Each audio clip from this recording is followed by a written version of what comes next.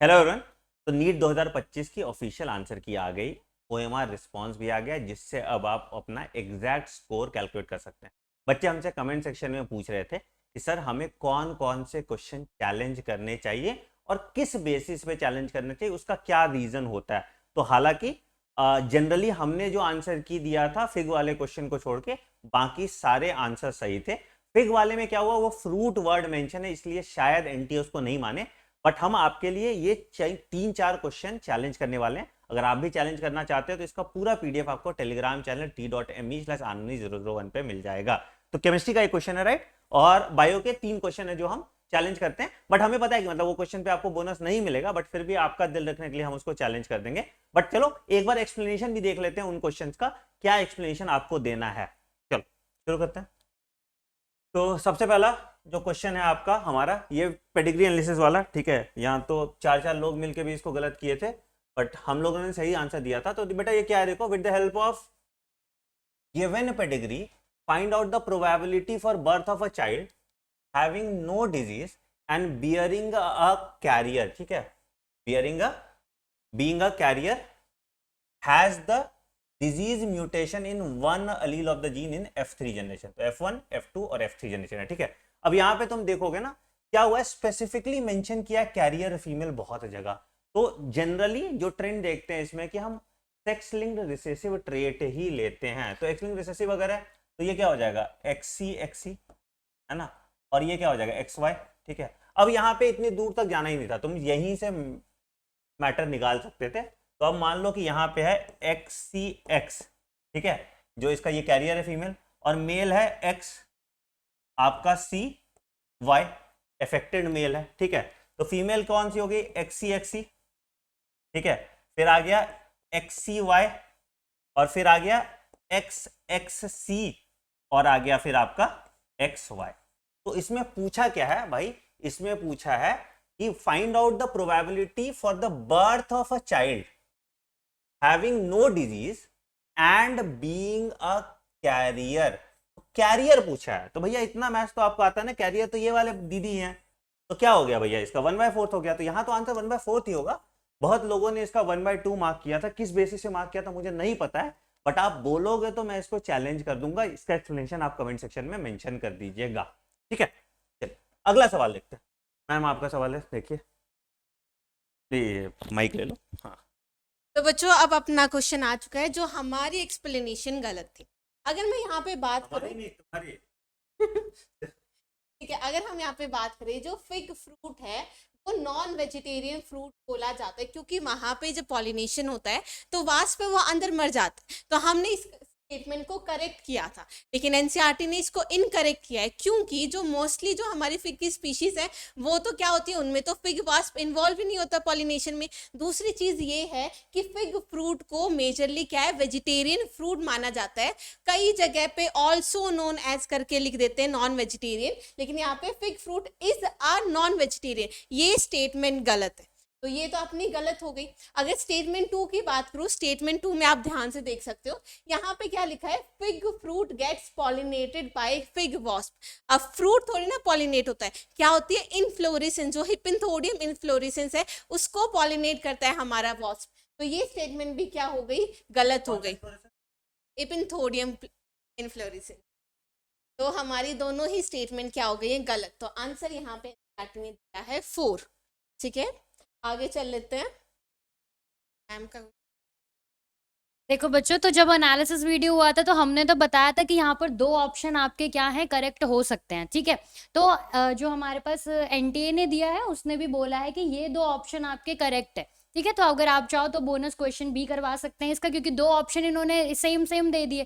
Same same कहने का क्या मतलब है, देखो क्वेश्चन पढ़ते हैं एक बारी, क्या कह रहा है, out of the following complex compound which of the compound will have the minimum conductance in solution. तो अगर हम कंडक्टेंस की बात करें तो वो किस किस पे डिपेंड करता है, पहला फैक्टर जो वो डिपेंड करता है वो करता है नंबर ऑफ आयंस, ठीक है।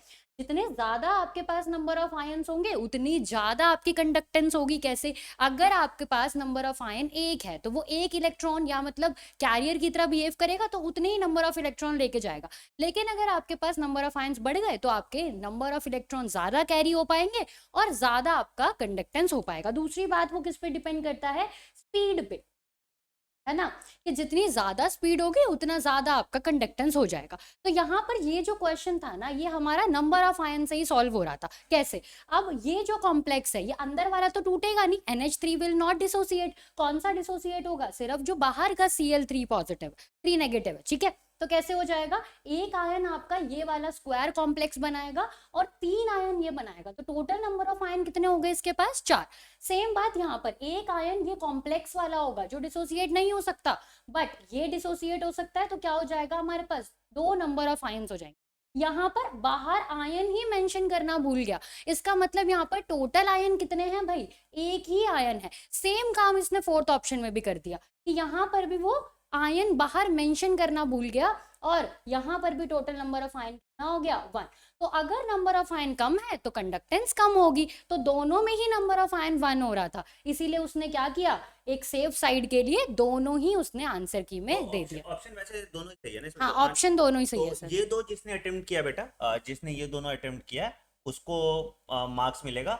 अगर आपने ये क्वेश्चन छोड़ दिया है तो आपको बोनस नहीं मिल रहा, ठीक है। तो हम ये कर सकते हैं कि बोनस के लिए चैलेंज कर सकते हैं इसको कि भाई मेरे पास दोनों आंसर आ रहा था, इसलिए मुझे नहीं पता था क्या करना था, तो मैंने सेफ साइड इसको वो कर दिया था, ठीक है। तो हम बोनस के लिए इस पे अप्लाई करेंगे, इसके लिए टेंशन लीजिए, ठीक है। Thank you ma'am.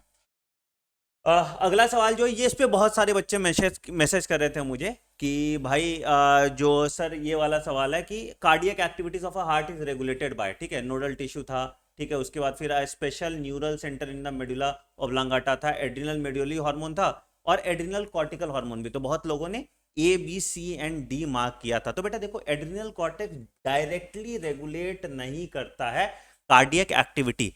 Cardiac maintenance में, कार्डियक एक्टिविटी को मेंटेन करने में एड्रिनल कॉर्टेक्स का रोल होता है। आप अगर चैलेंज करना चाहते हैं तो एनसीईआरटी की वो जो स्निप्स है उसको लगा के चैलेंज कर दीजिए, बट आई डोंट थिंक इस पे आपको बोनस मिलेगा। मैं कर देता हूं चैलेंज आपके बिहाफ पे, गलत मान के भी बोनस मिल गया तो किसी को भला हो जाएगा। बट द थिंग इज कि ये है कि it has no direct role, है ना। आपने एनसीईआरटी की वो केमिकल कंट्रोल एंड कोऑर्डिनेशन वाली लाइन पढ़ के आप कंफ्यूज हो गए, I understand your point, but अगर आप मेडिकली बात करोगे तो डायरेक्ट इम्प्लीकेशन इसका नहीं होता, इसलिए आंसर इसका A, B, and C only होगा। हमने अपने आंसर की में भी इसको यही डाला था, ठीक है। तो यही है आपका। और एक क्वेश्चन है, हाँ, एक टेपिटम वाला भी क्वेश्चन, ये भी हमने तो सही किया था ना। ये बच्चा लोग हमने सही किया था। अगर यहाँ पे हम बात करें कि क्या कहते हैं कि टेपिटम है वो इंक्रीज कर देती है nourishment of developing microspore mother cell. अभी माइक्रोस्पोर मदर सेल करके यहाँ पे आ गई थी कंफ्यूजन, लेकिन अगर मैं टेपिटम की बात करूँ तो वो स्पोरोजिनस टिश्यू को भी एंजाइम सिक्रीट करती है और वहाँ पे नरिशमेंट करते हैं। तो ये स्टेटमेंट भी हमारी सही है, लेकिन बस कंफ्यूजन ये हो गया था कि वो हम मान लेते थे कि सिर्फ माइक्रोस्पोर जो डेवलपिंग है उनके लिए, पर जो हमारी पॉलन मदर सेल है या कह सकते हैं माइक्रोस्पोर मदर सेल है, इसको भी नरिश करती है। तो दोनों ही स्टेटमेंट सही थी और हमारी क्या थी? करेक्ट एक्सप्लेनेशन थी, ठीक है सर। तो ये थे बच्चे लोग हमारे सारे क्वेश्चंस। ठीक है, तो बेटा इसका हम लोग एक डिटेल PDF बना के विथ एक्सप्लेनेशन, जिसको चैलेंज करना है वो हम अपने टेलीग्राम चैनल t.me/anandmani001 पे दे देंगे, ठीक है। तो आप वही तरीके से अगर चैलेंज करना चाहते हो चैलेंज कर दीजिए, बट ऐसा नहीं है कि अगर तुम चैलेंज नहीं करोगे तो तुम्हारे नंबर नहीं बढ़ेंगे। अगर आंसर की में कोई बदलाव आएगा तो उसका मार्क्स सबको मिलता है, irrespective of the fact whether आप चैलेंज करते हैं कि नहीं, ठीक है। तो यही थे क्वेश्चंस जिसको आप चैलेंज कर सकते हो। अब अपना जो फाइनल नीट स्कोर है वो कमेंट सेक्शन में डालिए, फिर उसके बेसिस पे हम आपको रैंक बता देंगे आपका क्या आ रहा है। रिजल्ट MP हाई कोर्ट के डिसीजन के बाद ही पता चलेगा एग्जैक्ट रिजल्ट का क्या होता है। बाकी देखते हैं, ठीक है। Wish all the best, take care, bye bye, have a great day. और कोई क्वेश्चन अगर लग रहा है तुमको डाउटफुल तो वही कमेंट सेक्शन में मेंशन करना, हम उसको चैलेंज कर देंगे। Thank you.